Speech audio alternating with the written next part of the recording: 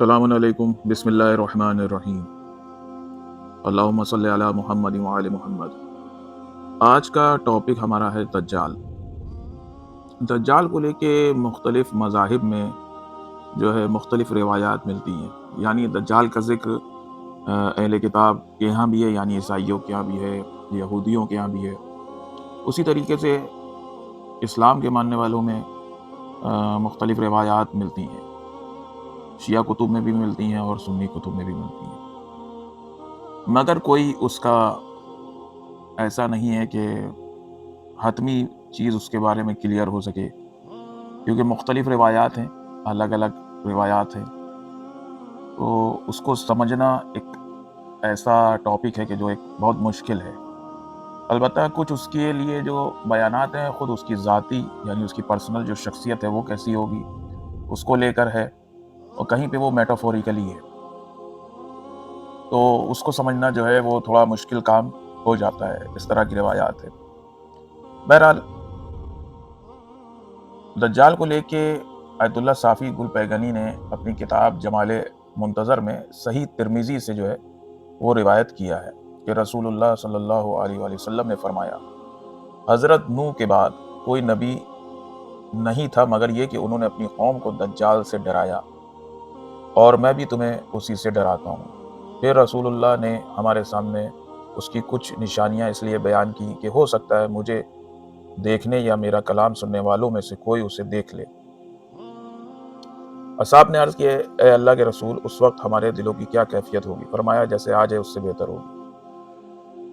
یعنی دجال کا جو فتنہ ہے وہ کوئی نیا فتنہ نہیں ہے۔ دجال کے بارے میں اس حدیث کی روح سے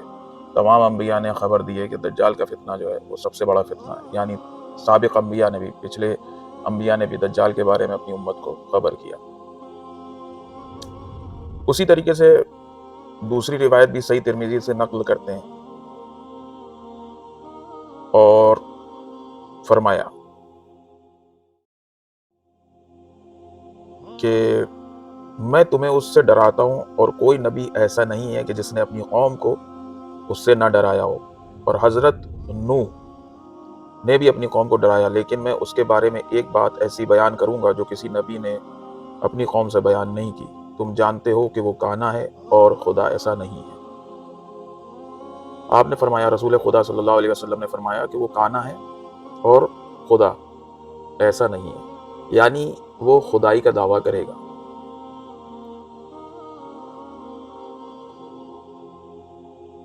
اسی طریقے سے یا نبی المودع، اس میں بھی ایک حدیث نقل ہوئی ہے، اور وہ یہ ہے کہ ابو امامہ سے روایت ہے کہ انہوں نے کہا، نبی نے ہمارے درمیان خطبہ دیا اور دجال کا ذکر کرتے ہوئے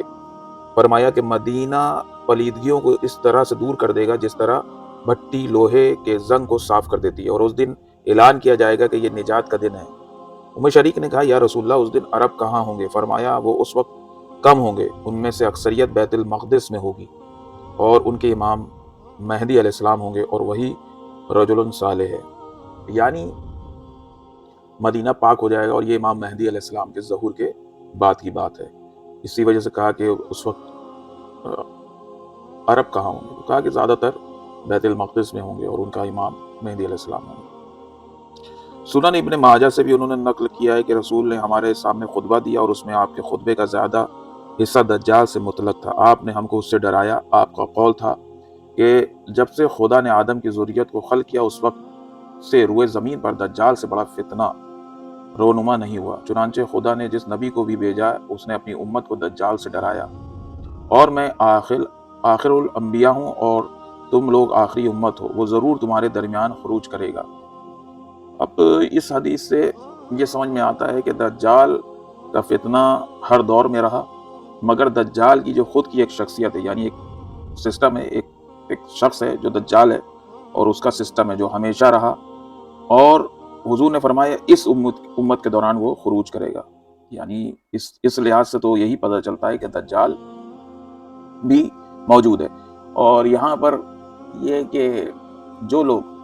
جیسے شیعوں کا جو ماننا ہے وہ یہ ہے کہ امام مہدی علیہ السلام غیبت میں ہیں، تو لوگ بڑے حسرت سے سوال کرتے ہیں کہ ایسا کیسے پاسبل ہے، جبکہ میں نے اس کا ایک جواب دیا تھا فلسفہ غیبت میں۔ کہ جب بہت سے اور انبیاء زندہ ہیں، جناب عیسیٰ ہیں، ادریس ہیں، الیاس ہیں، بہت سے انبیاء اللہ نے زندہ رکھا ہے، یا اصحاب کہف ہیں جو گفا میں سو رہے ہیں، ساتھ میں وہی مسلمان دجال کے معاملات میں تو یقین کر لیتے ہیں کہ جو اللہ کا دشمن ہے کہ وہ ابھی تک ہے، وہ خروج کرے گا، مگر جب یہ کہا جاتا ہے کہ اہل بیت علیہ السلام سے کثرت سے روایات ہے، اہل بیت کون ہے؟ ائمہ اہل بیت سے روایات ہے، اب آپ کے پاس نہیں ہے وہ روایات تو اس میں ہماری کوئی غلطی نہیں ہے، یعنی رسول خدا، حضرت علی، امام حسن، امام حسین، بہت ہر امام نے جو ہے آپ کی غیبت کے بارے میں ذکر کیا کہ اس کی غیبت طولانی ہوگی، اور وہ کون ہے یہ تک بتایا ہے۔ بہرحال تو دجال کا خروج ہوگا۔ اب کمال الدین و تمام النعمہ جو کہ شیخ صدوق علیہ الرحمہ کی کتاب ہے، اس میں انہوں نے حضرت علی علیہ السلام کا ایک خطبہ نقل کیا ہے دجال کو لے کے۔ کسی شخص نے آپ سے سوال کیا کہ دجال کب خروج کرے گا، تو آپ نے پہلے تو بہت سی علامتیں بتائیں کہ اس وقت میں کیا ہوگا، جیسے جو برائیاں نارملی ہے کہ گانے بجانے والے مرد و عورتوں کو پیسے پہ ہائر کیا جائے، ساتھ میں رشتے منقطع ہو جائیں گے، لوگ نمازوں کو ترک کر دیں گے، یا ایک لمبی علامتوں کا ذکر ہے، وہ خطبہ کافی لمبا ہے، مگر پھر آپ نے فرمایا کہ اس کا نام سعید ابن سعید ہوگا۔ اب سعید ابن سعید جو عربی میں ہے وہ اس کا مطلب ہے فارچونیٹ، فارچونیٹ مطلب خوش قسمت، خوش قسمت، خوش قسمت کا بیٹا، مگر حضرت علی علیہ السلام نے پھر آگے فرمایا کہ بد قسمت ہے وہ شخص جو اس کو سپورٹ کرے گا، اور خوش قسمت ہے وہ شخص جو اس کا انکار کرے گا۔ آپ نے فرمایا کہ وہ یہودیہ ولیج، یعنی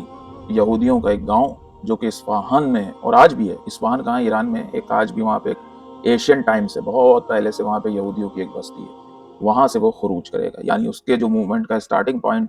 جو ہوگا وہ یہودیہ ولیج، یہودیوں کا گاؤں جو ایران میں ہے وہاں سے ہوگا۔ حالانکہ مختلف روایات میں مختلف اس کے خروج کی جو لوکیشنز ہے، جگہ ہے، اس کو بتایا گیا ہے، بیان کیا گیا ہے۔ بہرحال ہم اس خطبے کے حساب سے بتا رہے ہیں۔ اور پھر آپ نے فرمایا بھی کہ وہ اس کے پیچھے جو اکثریت ہوگی، پوچھا کہ اس کے پیچھے کون لوگ ہوں گے، تو آپ نے فرمایا جتنے بھی ناجائز اولادیں ہوں گی وہ اس کے پیچھے ہوں گی، اور وہ ہری ٹوپیاں پہنے ہوں گے، کیپس لگائے ہوئے ہوں گے، ساتھ میں عورتوں کی اکثریت ہوگی، یہودی ہوں گے اس کے پیچھے، اور عرب کے بدو۔ آپ نے یہ فرمایا کہ یہ لوگ اس کا لشکر ہوں گے، یہودی، مذہبی طور پہ یہودیوں کا ذکر کیا، باقی آپ نے اس میں کوئی مذہب کی قید نہیں کری، جس میں کہا عورتوں کی اکثریت ہوگی اور ناجائز اولاد جو دنیا میں ہوگی وہ ہوں گے، ساتھ میں عرب کے بدو جو ہوں گے وہ اس کے پیچھے ہوں گے، اس کا لشکر ہوں گے۔ بہرحال اس کے وہ کانا ہوگا، سیدھی آنکھ سے کانا ہوگا، اور جو اس کی بائیں جو آنکھ ہوگی، یعنی لیفٹ آئیز جو ہوگی، آپ فرماتے ہیں کہ وہ ماتھے پہ ہوگی، یعنی کچھ اوپر کے حصے پہ ہوگی، اور وہ ایک گوشت کے لوتھڑے جیسا ہوگا کہ جو کہ صبح کے وقت ایک ستارہ نکلتا ہے اس جیسی چمک مارتا ہوا ہوگا، اور اس کے ماتھے پہ کافر لکھا ہوگا، جس کو ہر پڑھا لکھا اور ہر جاہل اسے پڑھ سکے گا۔ حالانکہ دوسری روایت میں یہ ملتا ہے کہ ایمان والے، چاہے وہ پڑھے لکھے ہوں چاہے جاہل ہوں، وہ اس کو پڑھ لیں گے کہ اس کے ماتھے پہ کافر لکھا ہے۔ بہرحال وہ سمندروں میں کودے گا، سورج اس کی اتباع کرے گا، اس طرح کی۔ پھر آگے آپ فرماتے ہیں اور اس کے آگے آگے ایک دھوئیں کا پہاڑ چلے گا، اور ایک سفید پہاڑ اس کی جو ہے اتباع کرے گا، اور وہ سفید گدھے پہ سوار ہوگا۔ اس کا جو سفید جو پہاڑ اس کی اتباع کرے گا، بھوک مری کے دوران، قحط سالی کے دوران لوگ اس کو کھانے کا جو ہے پہاڑ شمار کریں گے، سوچیں گے اور سمجھیں گے۔ اسی طریقے سے وہ جو ہے اپنے دوستوں سے کہے گا، کلام کرے گا کہ میں جو ہوں، میں ہی وہ ہوں کہ جس نے خلق کیا اور اس کو سنوارا، میں تمہارا پروردگار ہوں۔ پھر حضرت علی علیہ السلام فرماتے ہیں کہ وہ جھوٹ کہتا ہے،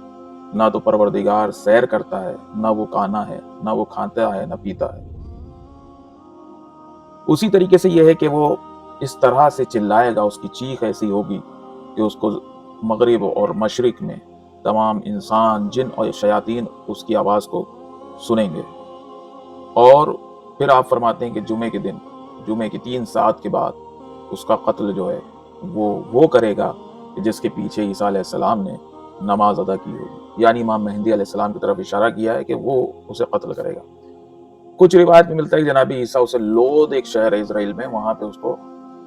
खत्म करेंगे। हालांकि ईसा अलैहिस्सलाम भी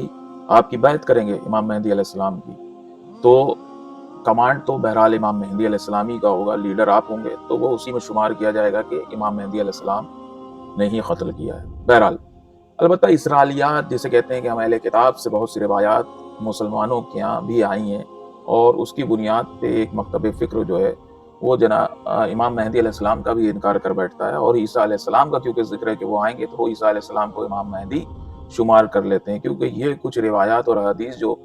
आई हैं वो कुछ हमारे यहाँ अहले किताब की तरफ से भी आई हैं। अलबत्ता मकतब अहले बैत में इस तरह की रिवायात नहीं है। मकतब अहले बैत में बात बिल्कुल साफ है कि इमाम मेहदी अलैहिस्सलाम आएंगे और औलाद फातिमा में से होंगे। हालांकि अहले सुन्नत में भी ये चीज़ है, मगर कुछ रिवायात उधर इस तरह की भी हैं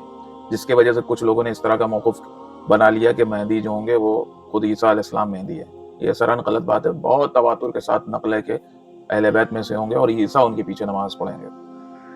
साथ में ये कि इमाम मेहदी अलैहिस्सलाम कत्ल करेंगे। अब वो अलग बात है कि चाहे उनके जो भी उनकी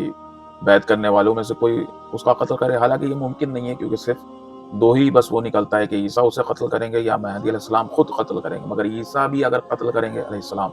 तो वो इमाम मेहदी अलैहिस्सलाम की लीडरशिप में होंगे, तो वो भी इमाम मेहदी अलैहिस्सलाम का ही दज्जाल को कत्ल करना होगा। तो दज्जाल एक अजीब फितना है और बहुत अजीब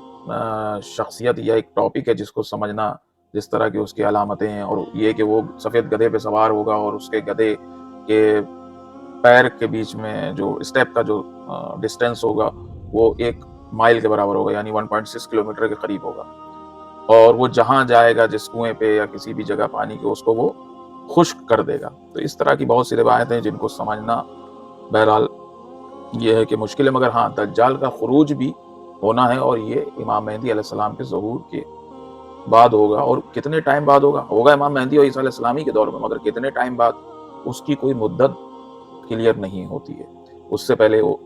पिछली उम्मतों में भी और आज भी उसके फितने हैं, यानी उसका एक सिस्टम है गुनाहों का जो कि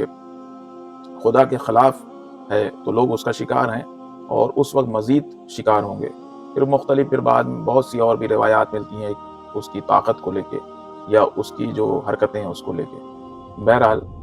दज्जाल के फितने से अल्लाह हम सबको बचाए।